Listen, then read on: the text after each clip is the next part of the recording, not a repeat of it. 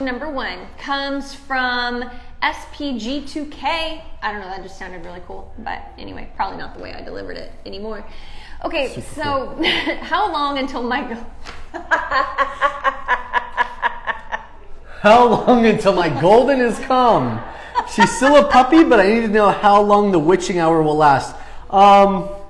They live to about 14 years old. Usually, so like 9. Another 14 years. About 9. No, I'd say 9 years. Yeah, 9 years. About 9 years. They don't ever calm down. The witching hour gets shorter and it gets more easily controlled with the structure and the training that you guys do. Only if you're training. My brother, it was a family dog, but it was mostly my brother's responsibility. They had a golden retriever. And oh, she was so sweet. So she was a family dog, but all he did was play with her and get her amped up and rub her belly, and it was okay because she was an outside dog, which I know, but there are parts of the world that still do that. And she was a nutcase until she passed away. And so, moral of the story is, it's about the structure, the guidance, nurturing calm, not nurturing excitement.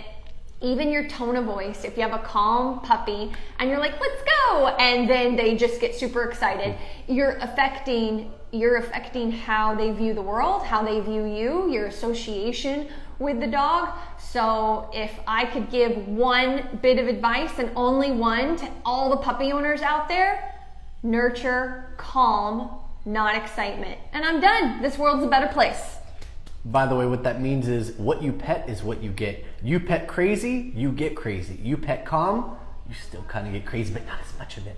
But it's also about what you're right. You get what you pet. You get what you pet. I just thought it was catchy. But also it's about what you represent. So if every time you interact with your dog, it's all treat training and fun and high energy and play and let's go, and every time you touch them they get overstimulated, you are a big ball of excitement. So your dog is going to live up here all the time, think that's normal, be just overstimulated, and that's going to be their normal. So just make sure you're always combating that. You're the calm, confident one. Yes, you can build a little excitement when they're calm, because then you can calm them back down when you're done playing or whatever it is.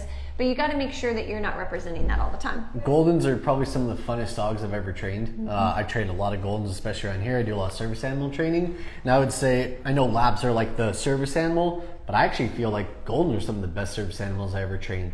And if for them to do that at a young age, that means that they have to be able to really tune in that energy, tune into calm. It is possible. They're but smarter. They're very smart. No offense, retriever. Labs are doofy and they just follow commands really well. Goldens troubleshoot, so they tend to be the ones that learn how to turn off light switches, learn how to smell body chemical changes, things like that. The only reason I'm even saying that is they are amazing dogs, but truly how you train them is the type of dog you're going to have. Yep. You train them to be calm, you'll have a calm dog. You don't train them and they're crazy, you got a crazy golden. All right, guys. We have questions coming in here too. Okay. Does it have to do with the question we just answered? No.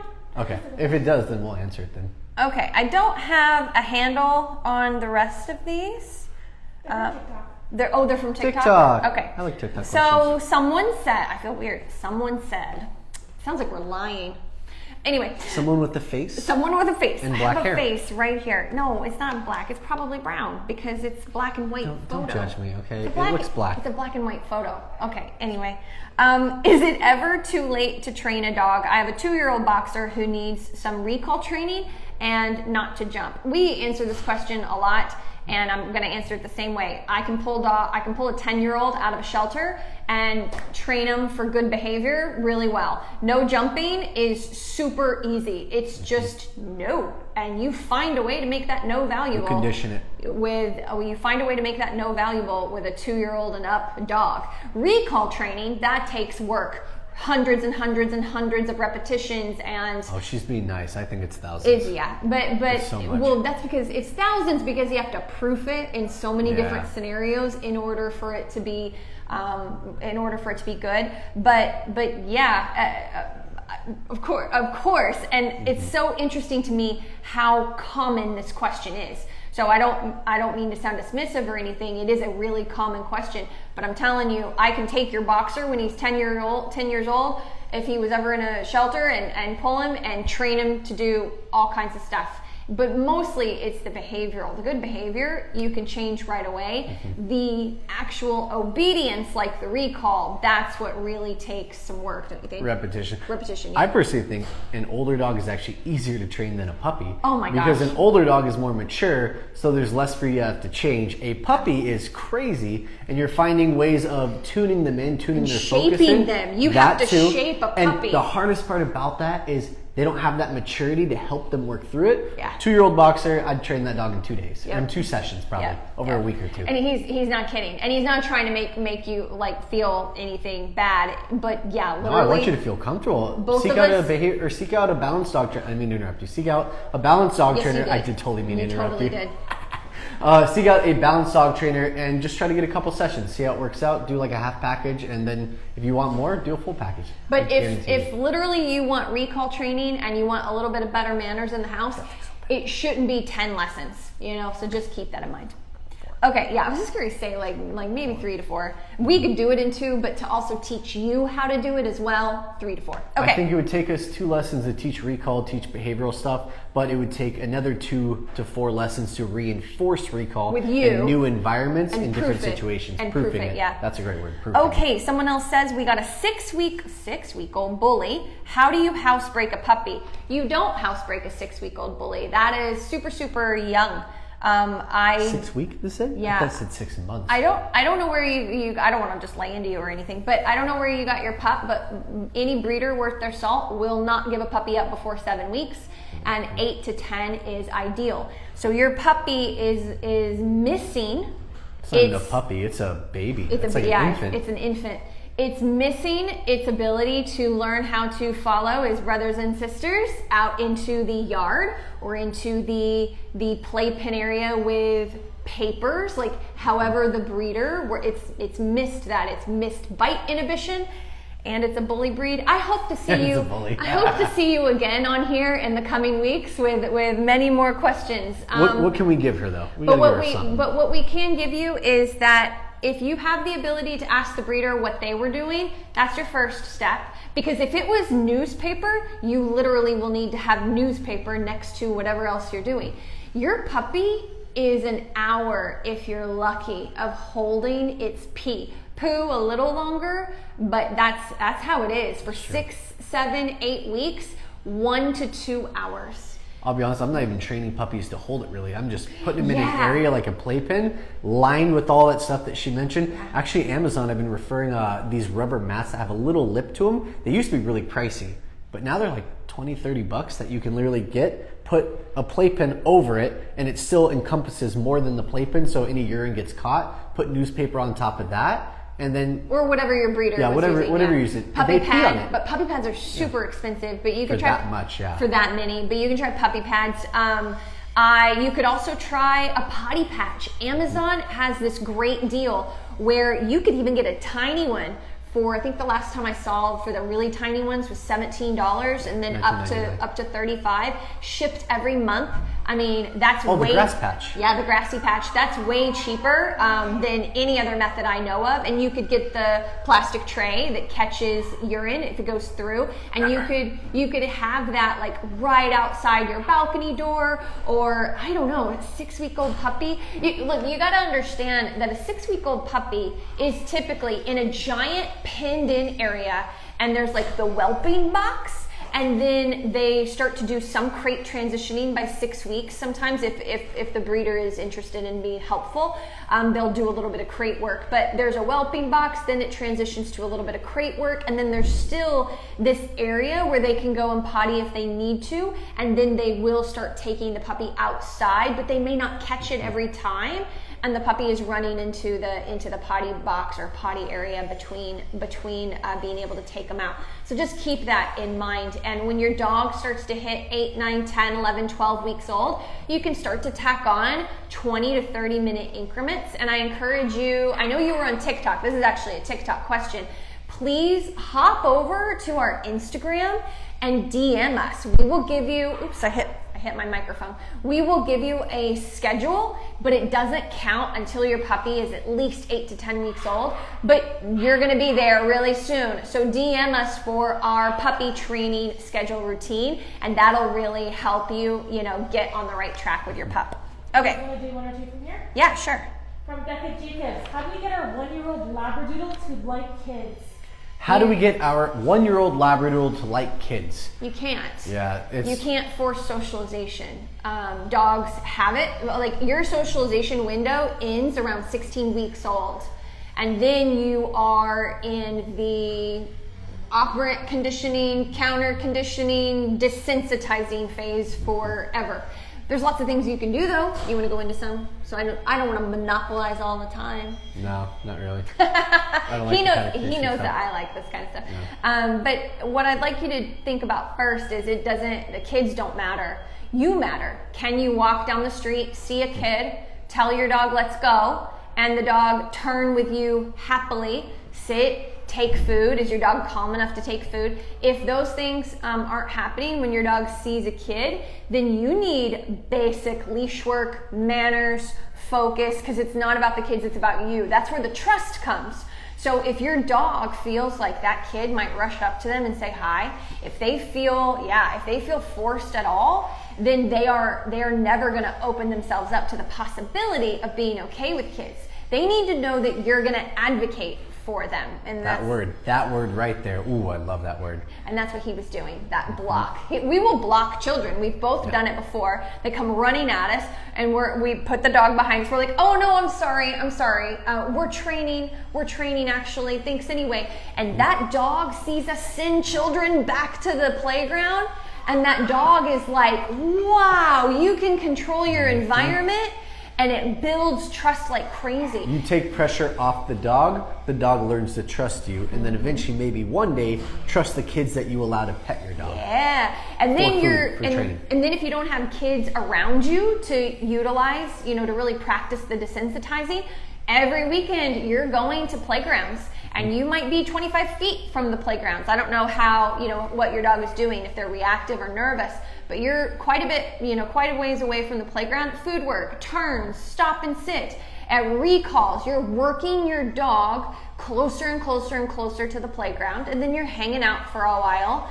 If your dog is comfortable, like challenging them a little, but not where it's so over threshold that they can't function and they're jittery and not taking. What's threshold? Yeah. Oh, so threshold is just when you get to the point where your dog won't take food, or if they're not food motivated, you have to kind of play around to figure it out. But threshold is just, it's like they've had enough and they're no longer learning. They're just stressed out.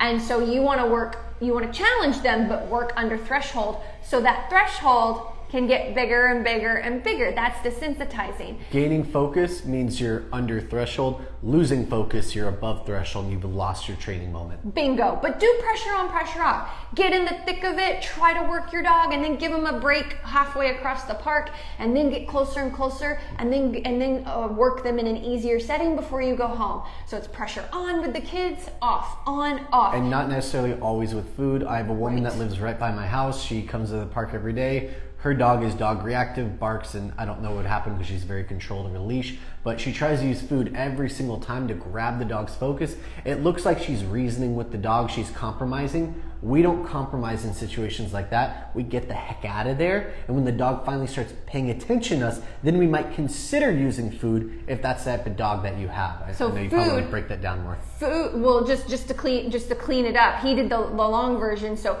food is to reward the good state of mind or the good obedience command, not to get it. Yep. So if your dog is doing duration with you about 15 feet from a kid's area, and a kid is like, wah!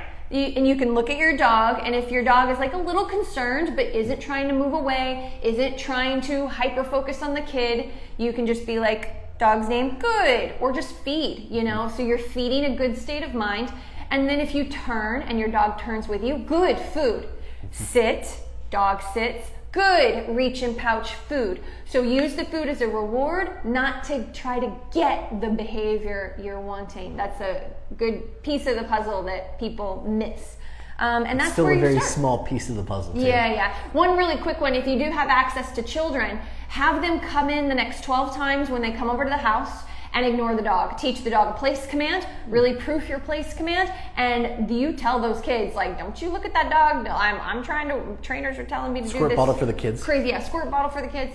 You know, these trainers are making me do this. Just don't look at the dog at all for the next 12 visits. And then on the 13th visit, when you've been doing all this work outside, start to see if your dog will take food when the kids run around. Take the calmest child of your family and have them walk up, maybe the oldest one, not look right at the dog, and this is how you do it with kids.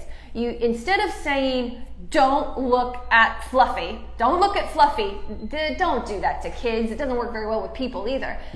Instead, you say, will you walk up to me and look at me? Like, you don't say, don't do this. Don't. You say, do this. So, honey, will you walk towards me and look at me right in the face? Good job. Okay, now you can try to give Fluffy a treat if Fluffy's doing amazing. You know what I mean? So anyway, those are some tips. We're gonna move on. Good old Fluffy. Good old Fluffy. Do you want one over here? Sure. I have a sheltered small Chihuahua 6-month-old, afraid of everything, hates people and other dogs. How do I get him used to people and dogs? There is no We actually can hear you. I've heard it, but just in case someone couldn't hear her, 6-month-old Chihuahua, very sheltered, fearful, very fearful of dogs and people. You know, what do you do to improve that? One, you build trust, not around the people and dogs. You build trust around yourself in environments that have minimal people and dogs, or have them but you're far enough away. It's actually very similar to the question we just answered, but it goes down a different pathway. The pathway we were on a second ago was overconfidence and maybe some reactivity. This is nervousness and fear. It's like going to the therapist and saying, hey, I need you to fix me. It doesn't work that way. There is no fix, but there's techniques and there's processes to build confidence to work your way up to that. Yeah. Do you want to break that down more? Well, I was just going to add to it. I would just to be more like exactly what do you do for the next month. Your goal, I hope you don't live in like Chicago or downtown LA or something, but for the next month, your goal is not to cross paths with another person or dog for the next month. So what you're gonna do is when you're not avoiding, because your dog is still gonna see that there's someone there, but when you see someone, it's gonna be, let's go, turn and keep walking.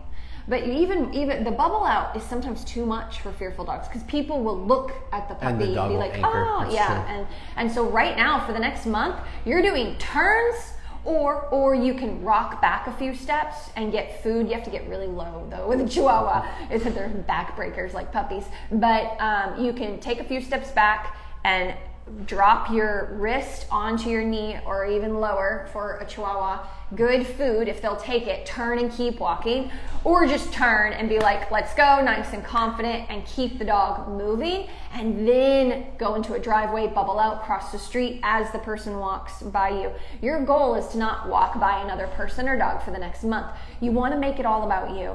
You're not scared, you're not avoiding it or anything, you're taking control. And maybe you need to spend the next week working in the house, in the backyard, in the front yard. If you live in a condo, in the hallway. But again, you're always like finding, you know, your exits so you can duck into areas. One of my favorite techniques for that exact thing what she just said, working in like your environment, is if you have a walkway. Most people have a walkway from their front door to the sidewalk or something like that, a side yard, whatever it is. Walk up your walkway, and the minute your dog sees a dog, that's when I'll do that rock back, take that few steps, get the focus, good treat, reward if you get the focus. Otherwise, just move in the opposite direction. Teach your puppy to trust you, to advocate for its space before you teach your puppy to try to want to say hi to someone. Yeah. Because you may never have a dog that wants to say hi, but they might be okay with walking by a person. That's your goal. And not to tell you what your goals should be, but if it's that bad, your goal is not, in my opinion, is not socialization. It's comfort. Well, first it's tolerance. Just because they're tolerant does not mean they're comfortable. First, it's tolerance. Maybe even avoidance. Like, a person, I don't see a person, I'm not fearful, I got mom, I'm good. Mm-hmm. That's like first avoidance, denial.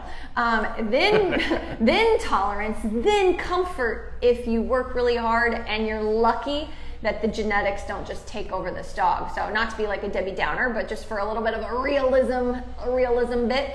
Then maybe in your home, after working for 6 months on this diligently, every time you walk out that door with your dog, in your home, maybe you've had people coming in that just ignore your dog, teach place and have them ignore your dog.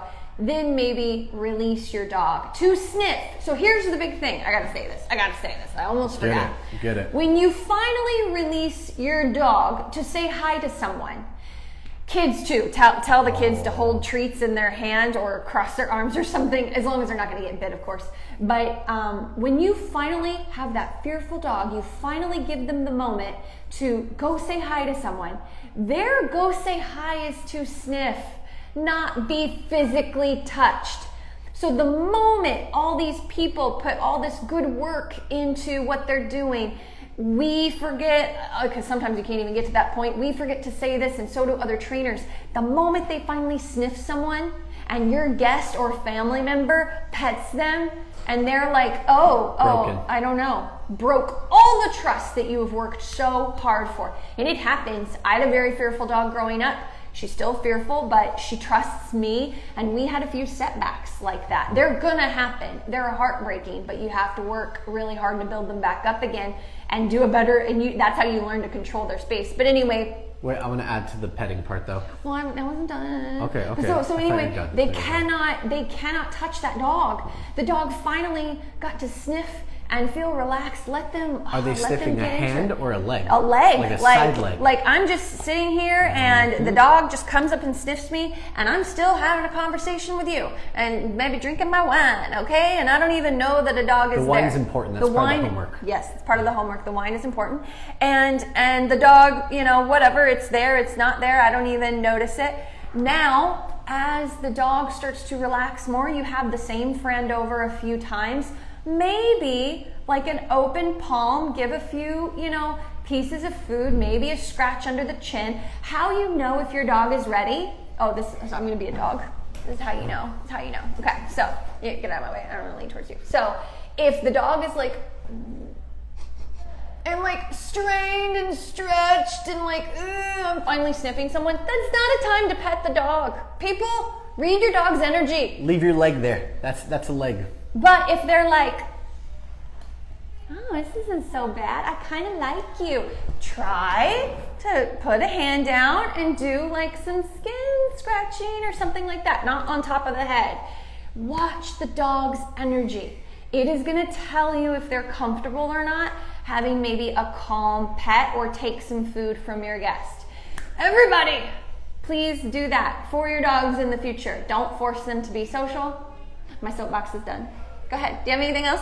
No, that was the petting stuff I wanted to go over. I like this one. This is actually a really good question because it's still in the puppy. It's like right when you leave the puppy phase. 9-month-old dog is an adolescent dog. It's not so much like a puppy anymore. Yeah. So how do I get my 9-month-old puppy to stop using the bathroom in his cage when he is a pitty, little pit bull terrier?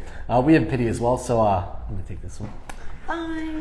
I still want to use my Kanye example I've used before, but go ahead. You can use as many Kanye examples as you want. Kanye. But we'll get to that. Go ahead. What if it can be Kanye? I'm just kidding. Okay.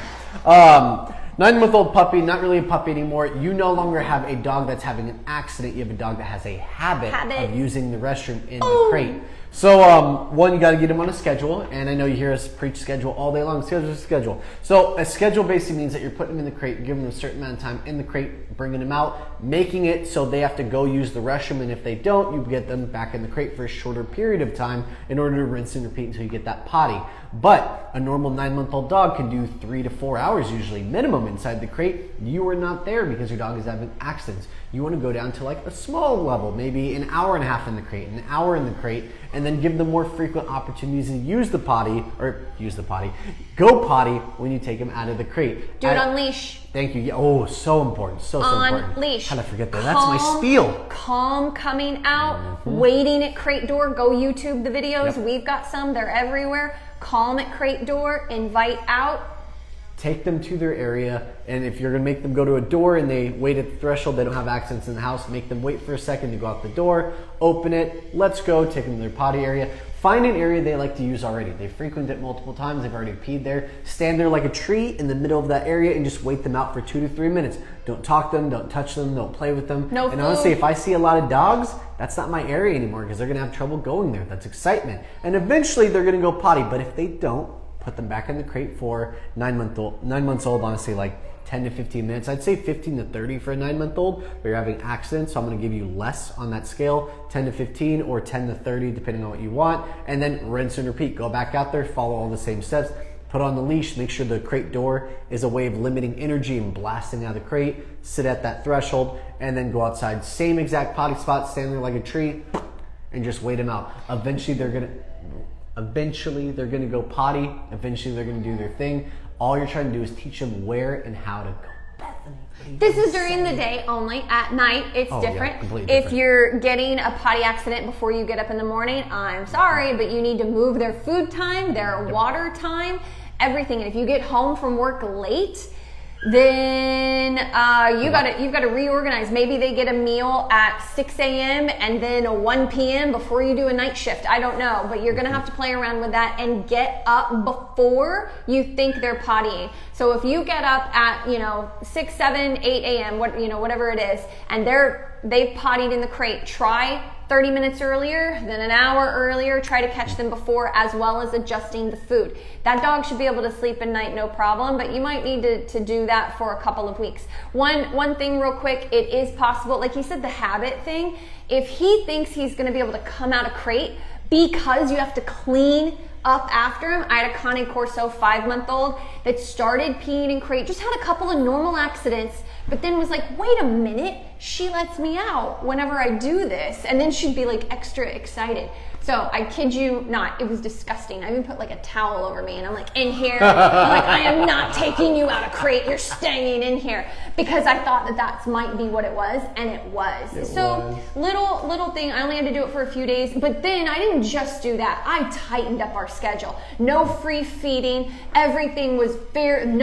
She was a 5-month-old and she didn't make a mess with water. So she had water in crate, no more water in crate. I mean, so I'm making all these decisions to really be a control freak about her life. That way we could get her on track. So keep that in mind too. Good luck. Why not just get a second crate and switch her to that one while you clean the first one? Because she still gets to let out and get attention. I don't know. Oh, and your crate might be too big. Don't make it so small. That's a big one, yeah. Don't make it so small that he's jammed in there. He needs room One full circle into a down. But not like a circle. Like the No, dog like a needs tight circle. Say turn. Say turn. Don't say circle. Say turn. Your dog needs to be able to turn around, stretch a little bit, and lay down. And that's it. So if it's too big, that could also be an issue. And we're gonna go now. And thank you so much. Man, I could say so much more to that. What'd you say? We have a message. From Alyssa, Sunny says hello. Thank Sunny! you for helping Sunny and us learn how to show him his best life. I hope your new puppy is working out for you too. They got another little puppy one? too. They got a little baby. Ooh. Well, probably not a baby anymore, but I follow you on Instagram. Okay. All right, guys. All right, Have guys, a good one. thank you Thanks so for joining much. us. We'll talk to you soon. Awkward smile time.